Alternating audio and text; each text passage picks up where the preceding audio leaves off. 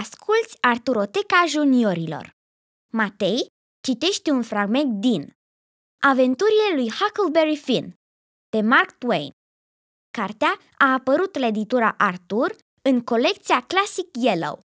Traducere din limba engleză de Petre Solomon. Hei, și așa trecură vreo 3-4 luni.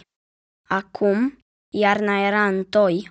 În tot acest răstimp m-am dus în fiecare zi la școală și ajunsesem să cunosc buchile, să citesc și să scriu nițeluș. Ba chiar știam pe din afară tabla înmulțirii până la 6 ori 7, care face 35. Cred că n-aș fi în stare niciodată să merg mai departe, chiar de-ar fi să trăiesc o veșnicie. Nu prea se lipește aritmetica de mine. La început nu puteam suferi școala, dar cu vremea m-am obișnuit. De câte ori mă simțeam obosit peste măsură, chiuleam, iar bătaia pe care o încasam a doua zi îmi făcea bine și mă înviora, așa încât, cu cât mă duceam mai des la școală, cu atât mi se părea mai ușor. Începusem chiar să mă obișnuiesc cu felul de a fi al văduvei, care nu mă mai scotea din sărite. Ce mă săcâia mai mult era că trebuia să locuiesc într-o casă și să dorm într-un pat. Dar înainte de a se fi răcit vremea, o tuleam din când în când de acasă și dormeam în pădure, așa, ca să mă mai odihnesc și eu o leacă.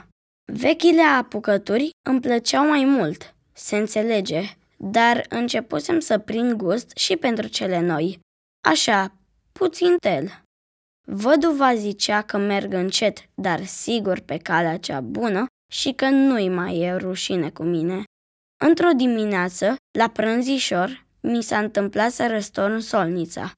Am întins iute mâna după nițică sare ca să o arunc peste umărul stâng, pentru a alunga piaza rea.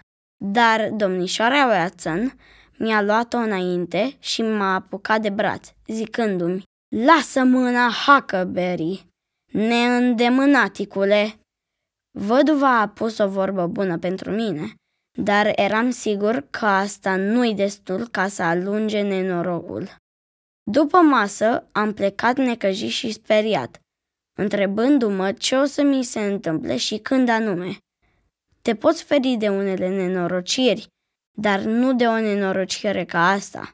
Așa că n-am mai încercat nimic și am umblat de colo până acolo, cătrănit și cu ochii la pândă.